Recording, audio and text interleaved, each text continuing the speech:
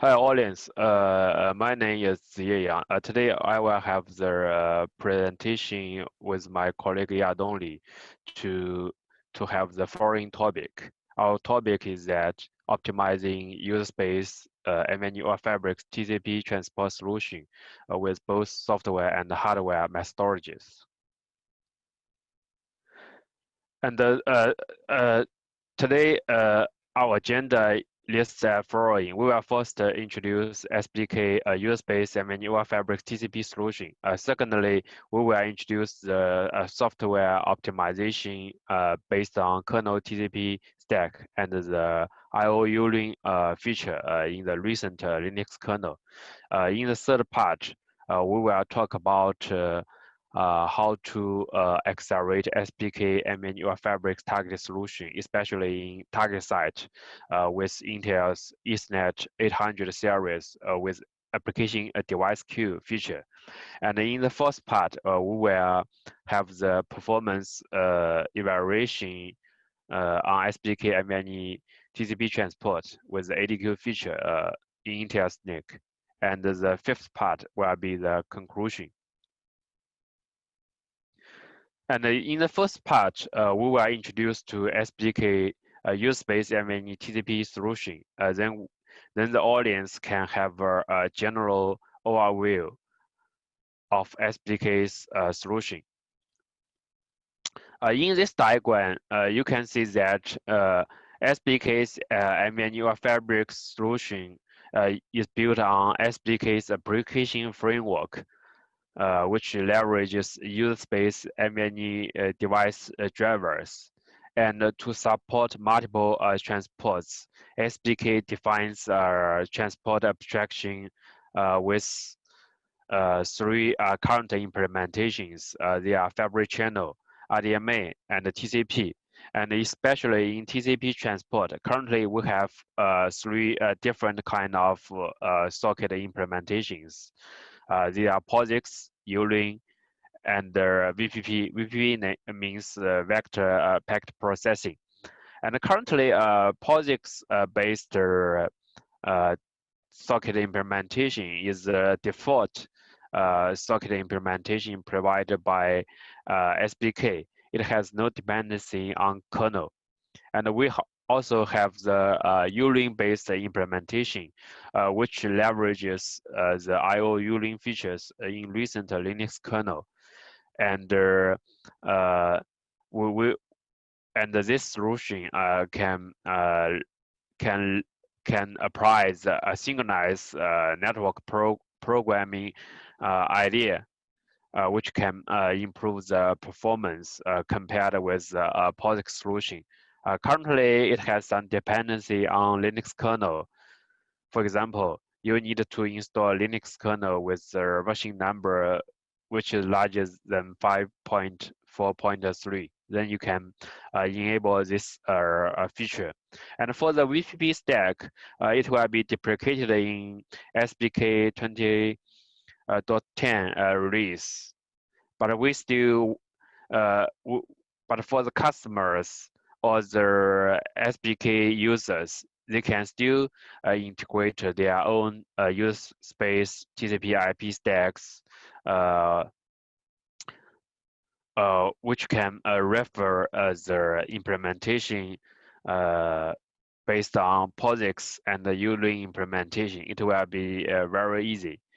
The reason we abandon the VPP because currently we think that we have greater optimization based on the TCP IP stack, and the benefit got from VPP is trivial. And in this page, we'll have a general overview of SPDK NVMe-oF Fabric target design. With this knowledge, you can easily know why the ADQ-based scheduler can be helpful for the performance. Definitely, the first part in the SPDK NVMe-oF Fabric target is the user space port mode NVMe driver in user space. With this user space driver, we can reduce many overheads such as system call or memory copy compared with the Linux kernel's NVMe driver. And the second is that SPDK's NVMe fabric target support multi-core configurations, and in each CPU core, we spawn a SPDK thread, which is a light-weighted thread idea. In SPDK's framework, it is different with the pthread idea in Linux, and we'll in each SPDK thread, we'll have a polling group idea. The purpose of this polling group is to manage the life cycle of the connections in the group, and it means that many different SPDK threads on different SPDK thread on each CPU core can have its own polling group, and it can improve the parallelism among different CPU cores. Since we know that the connection coming from the initiator will be pinged to SPDK's polling group with the scheduler.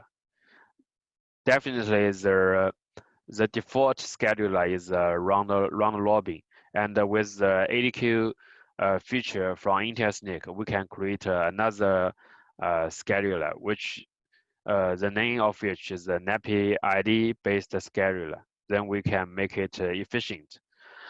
So with this design, there will be no synchronization overhead among the connections, since the life cycle of each connections will be managed by the dedicated SPDK thread.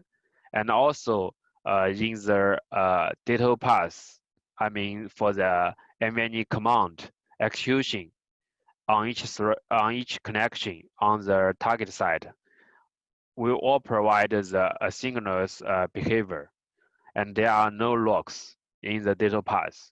So it means with this framework, the SPDK's NVMe fabric target solution can efficiently utilize the CPU resources. And for the TCP transport, currently we have two kinds of performance optimization aspects. One is in software. We provide the optimization based on kernel TCP stack and the IOU ring with the sync programming approach. And the second is the hardware optimization aspect. We use the application device queue feature inside the Intel Ethernet 800 series NIC. So this part accounts the software optimization based on the kernel TCP stack and the IOU ring. And in this slide, we can see the optimization technologies for using kernel TCP IP stack. Those ideas may not be new, but we think it is very useful to improve the performance on SPDK's and TCP transport solution. Firstly, for the file descriptors on each connection, we use the non-block mode to handle the IOs. So it perfectly matches SPDK's React framework. If we use the block mode, I think it is not quite a match, and there will be some performance drop. Also, we know that we use a group-based strategy to handle the life cycle of many connections. So we have the group-based strategy on the pull-in or the write operations for the TCP connections. The benefit is that we can reduce the system core overhead. It is very obvious. For example, in POSIX implementation, we can use the EPO-like implementation to detect which connections have incoming data, then we do not need to check the connection one by one.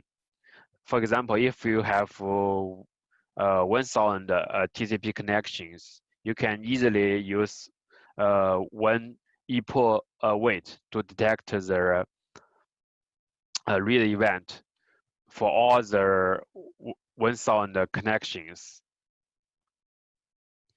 But if we don't use it, in each round, you need to use 1,000 system calls to check all the connections, and it has we use a similar idea in the writev operations. For example, in SPDK's Uring socket implementation, we use the group submission idea. For example, if we have 16 TCP connections, we can use IO prepare writev operations to provide the IO requests for all the 16 TCP connections. And in each round, we just use one submit function named as IO Uring submit, and it will generate one system call. Then definitely we can save many system call overheads. And the third part is that, as we mentioned, that for SPDK's general design, we use a dedicated CPU cores to execute the SPDK threads. So it means that for each connection, there will be no synchronization overhead between different CPU cores. Also, for each socket, we use a buffered read and batch write to do the optimization. And this page just use buffered read support in SPDK. The buffered read idea in SPDK is that we just use one big buffer to read more data from the kernel instead of issue many read system calls to read the data. And the idea is to reduce the system call. Many network programmers, they may be familiar with the TCP-based TCP/IP-based programming. They may ask why not use the writev system call. You can construct many different IO vectors, and you do not need the temporary big buffer. Actually, it is right in the design, but actually in the real application programming, at an execution point, you may not know which buffer can be used. So it means that you cannot construct the writev system call. So we use the temp buffer, and in SPDK, we have the pipe idea to provide a library which can be easily used by SPDK NVMe TCP transport. Definitely, if we use the temp buffer, it will introduce the memory copy overhead. To mitigate such overhead, we can use some hardware offloading engines. For example, we can use the CBDMA, Crystal Beach DMA engine, and we also have the US-based driver enabled. We also have the enabled US-based CBDMA driver in SPDK. And this page just shows the batch write support in SPDK. In this picture, you can see there are IO vectors with 3 elements with a total size 16 KB, and each element with different IO length. And after the writev operation, we can see some elements, the write operation may already be finished, but some are not. So it means that we use non-block behavior. This is expected behavior, but we will not be worried about that, since in the next round we can constrain the IO vectors again on the target side and issue the writev request again. So we can guarantee that the write behavior is correct. And with this batch write operation, we can save the system costs. It means that we can merge the write requests from the upper layer into a big writev request with many IO vectors. And this page just shows a group-based asynchronous IO operation in IO Uring implementation. We can see that there are many connections in the same group. And in the user space, for each connection, we can prepare the writev operation. Then in each round, we just generate one IO Uring submit. It just uses one system call. Then definitely this group-based IO submission behavior will help to improve the performance if there are many TCP connections from the initiator side. And the next part will be the how to use Intel Ethernet 800 series NIC with ADQ features. Now it is Yadong's part. Okay, so I'm going to talk about this application device queue support from our latest 100 gigabit networking solution, Intel Ethernet 800 series. Application device queue, as known as ADQ, is an open technology designed to improve application-specific queuing and steering. ADQ works by filtering application traffic to a dedicated set of queues and connecting application thread of execution to specific queues within the ADQ queue set, and also controlling bandwidth of application egress and text network traffic. ADQ has the following benefits. First, ADQ increased application predictability, which means smaller jitters, much lower tail of latency. It also reduced application average latency and improves application throughput. A simple way to explain ADQ works is think about this express lanes, right, on the highway.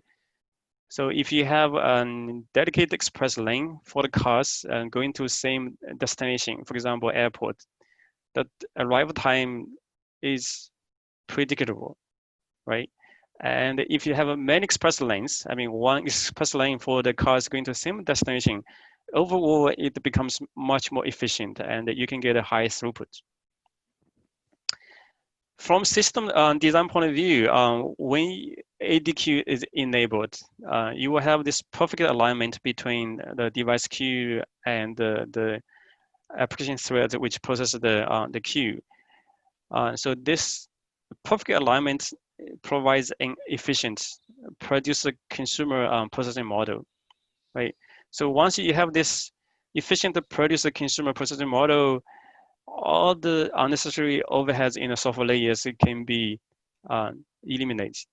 For example, the number of interrupts is significantly reduced. The number of context switch is pretty much now becomes zero, right? You avoided the contentions across the threads running on different CPUs. So all the overhead from spin locks synchronization also avoided. Much less cache line thrashing. So overall, the data movement is also much more efficient. These are the fundamental reasons why ADQ can bring all three benefits, right? Better predictability, lower latency, and high throughput. Next. So in today's presentation, we are focusing on the ADQ enabling in SPDK. For the interest in the kernel patches and the changes in last 2 years, right, in the kernel space and the device driver, please refer to the presentations listed in the bottom of this slide here. Today, we'll just describe the changes in SPDK to use this technology. Overall, the changes in SPDK is small. So two main software components.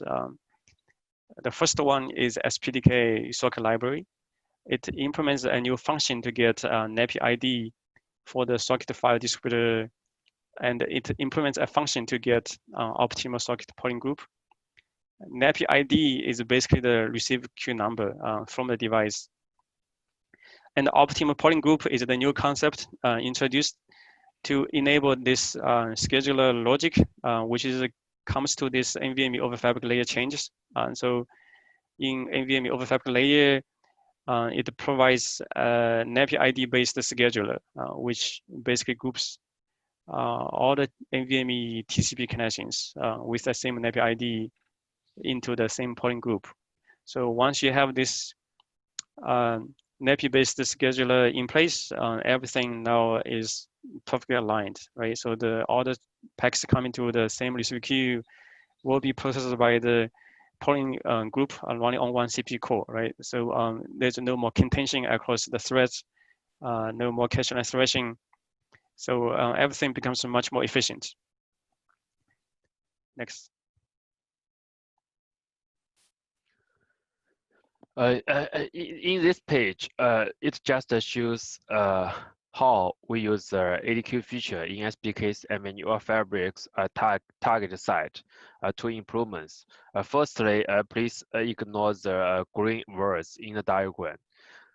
In the diagram, you can see we use 4 different modules to handle the life cycle of a NVMe TCP connection. We use the socket init module, accept logic module, and the TCP connection scheduler module, and the last is group-based connection handling in SPDK thread.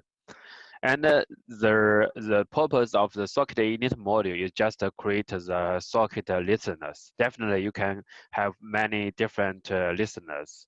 And the approach is just create a socket, set a socket, and bind a socket, and listen. And in the accept logic module, it just means that it just go through the list of the listener socket and issue the accept system call and see whether there is a TCP connection coming. And if it is coming, then just let the TCP connection scheduler module to dispatch the scheduler into SPDK threads. The default behavior is round robin behavior in SPDK. Then it will the connection will be dispatched to the SPDK IOPS thread, and this IOPS thread will manage the life cycle of this connection. And if you configure the ADQ features by Intel's NIC, it means that we will do some slight change. For example, if you configure 4 hardware queues for the SPDK NVMe-oF fabric's TCP target, then you will configure a traffic class. For example, the traffic class number is 1, and there are 4 hardware queues. And if you want to use the 4 hardware queues, then if you create the socket, you need to use the set socket opt system call in Linux, and the purpose is to set the proper socket priority. Then you can use a designated hardware queue. So if the traffic class number is 1, it means that you need to set the socket with the priority with 1. Then you can use the 4 hardware queues. And in the second step, in the accept logic module, then if there is a connection coming and mapped to the IP address and the port, then for those connections, you will have the valid NAPI IDs. For example, if there are 4 hardware queues prepared to the NVMe TCP target, then for the coming TCP connections, you can have 4 different NAPI IDs. And it means that the different NAPI ID means that the socket is on the different hardware queue. Actually, the NAPI ID is identified for the hardware queue. Then we can construct a new NAPI ID based scheduler, and the purpose is to schedule those connections with the same NAPI IDs into the same polling group. We need to make sure that each polling group will handle its dispatched connections with the NAPI IDs, and any two polling groups, they will not have the NAPI ID conflicts. So it means that we can make sure each connection, we can make sure each polling group will operate on its allocated hardware queues. Then it will be quite efficient. Then for the group-based connection handling methodology, we will use the SYN1 as a default usage. Compared with not using the ADQ, if we enable ADQ and with the change in SPDK, then the performance improvement will be non-trivial. But if we enable ADQ but do no change in SPDK, the performance benefit will not be quite good, since though you provide dedicated hardware queues to SPDK NVMe-oF Fabric's application, but there will still be some hardware queue contentions among different CPU cores, and the change in SPDK's library can mitigate this issue. So, okay, so I'm going to talk about performance evaluation on Intel Ethernet 800 series with application device queue. Let's go to next. Okay. So we have done a lot of performance analysis and testing because the time is limited in this presentation. So we are going to show you only 3 performance charts, right, to show how much performance improvement is from ADQ. The first chart shows here is a 4K random read test. ADQ improves IOPS with reduced latency. So before I talk about chart and data, maybe let me spend a couple minutes to describe the test setup. This is basically a very simple setup is basically back-to-back testing with one initiator system and one target system. On the target system, we have 6 Optane drives, which provides enough IOPS, right, and a bandwidth to saturate 100 gig link. On the initiator, we basically run SPDK as well, and we use a FIO on test 2. There are a couple of things to note here. The queue depth is 32, and it's 3 connections per target core. And it's user default MTU setting, which is 1500 bytes MTU. So this chart basically shows 2 data sets. I mean, the first one is IOPS, which is in the bars, right? So the higher the bar, the better. The second data set is the average latency, which shows in the lines. So the lower the line, the better. 2 colors here, the light color is for the baseline SPDK performance number. And the dark blue line and the dark blue bars, right, are for the SPDK with ADQ enabled. So let's look at the 2 data points here. At one core test with ADQ enabled, it shows 26% throughput increase and 22% latency reduction. At the 5 cores test, with ADQ enabled, it shows 33% throughput increase and 23% latency reduction. So this is a notable performance improvement, right? I mean, as everyone knows, SPDK is a user space solution doing polling. So SPDK is actually, the baseline number is actually pretty good already. So it's very impressive to see another 20 to 30% performance improvement from ADQ. The other interesting data point we wanted to show is at a 5 core test with 4K IO size, right? It's already saturated 100 gig pipe, which is about 2.85 million IOPS. So without ADQ, you could see like 7 CPU cores used to saturate the 100 gig pipe. So with ADQ, it's only 5 cores. So from that point of view, right, ADQ also saves quite a bit of CPU utilization as well. All right, so the next chart is going to show you the 4K random write. Similarly, ADQ shows some station performance improvement to the baseline, right?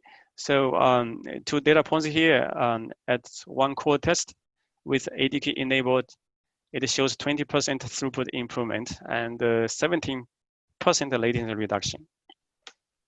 At the 5 core test point, it shows actually much higher, 47% throughput improvement and 32% latency reduction, right? So that's a big improvement. Interesting, it also shows with more CPU cores, ADQ shows better scalability, right? Again, this comes to the fundamental reason with ADQ enabled, you have a perfect alignment between device queues and the processing thread is an efficient producer-consumer processing model. So all the software overheads disappear, right? The number of interrupts is reduced. The number of context switch is pretty much reduced to 0. No more contention across threads and the CPU cores. So the overhead of spin lock atomic operations, right, synchronization disappears. Much less cache line thrashing. So data movement is also much more efficient. These are the reasons why ADQ brings in much better scalability and improves IOPS and with reduced latency. So the next chart we're going to show you is jitters, right? We stated earlier ADQ improves predictability.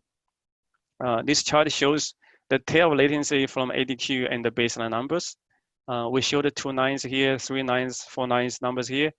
The chart is a little bit busy, but basically the light color are the baseline numbers from SPDK, and the dark blue lines are from ADQ enabled numbers.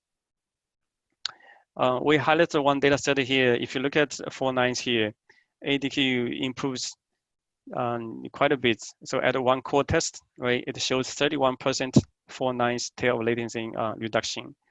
At the 2 cores, right, it shows 44% improvement. And at 4 cores is 21% improvement, and the 5 cores shows a 26% improvement. So again, these are the substantial improvements, right? It's reduced tail latency quite a bit across different configurations. The other thing interesting to note here is if you look at the ADK 4 nines lines here, right, it's actually lower than 2 nines baseline number from SPDK. So this is quite impressive, right? As you all know, SPDK was doing polling, so the baseline number is already good, and now with ADK enabled, we can still show significant, performance improvement and the latency reduction here. All right, so that's the performance testing and the data. For more details, you can visit intel.com and go to benchmarks page. There will be more information about tests and benchmarking results, and there are a lot of white paper available there as well. We also included the test configuration we use in this presentation, right, in the back of slide 24 and 25. So you can take a look at the system configuration and the settings in OS and the networking adapters, right, for ADK enable. Okay. Okay, now here comes to the conclusion. In SPDK, let's go to the next slide here. So as you all know, SPDK NVMe-oF Fabric solution is well adopted by industry. In this presentation, we talk about software and the hardware methods to optimize SPDK NVMe over TCP transport, right? We talk about the performance acceleration using Intel Ethernet 800 series with application device queues. We talk about ADQ support in SPDK, and it's available in 20.07 release. So you can try it out. As the performance shows, ADQ significantly improves SPDK NVMe over TCP performance, right? Up to 33% IOPS improvement and 26% 4 nines tail latency reduction at a wide rate. So it's quite impressive. We call for activities in SPDK community. Welcome to bug submission, idea discussions, and patch submissions. Ziyan, do you want to add anything? Yeah, you know that SPDK's MNUR Fabric solution is continue with improvement, and currently we add the ADQ support in SPDK NVMe over TCP transport solution. If you want to use it, you may need to drop some messages in SPDK community, either through you can do it through the SPDK mailing list or contact us directly. For example, you can contact our principal engineer Yadong. Thank you. Thank you very much. Thank you.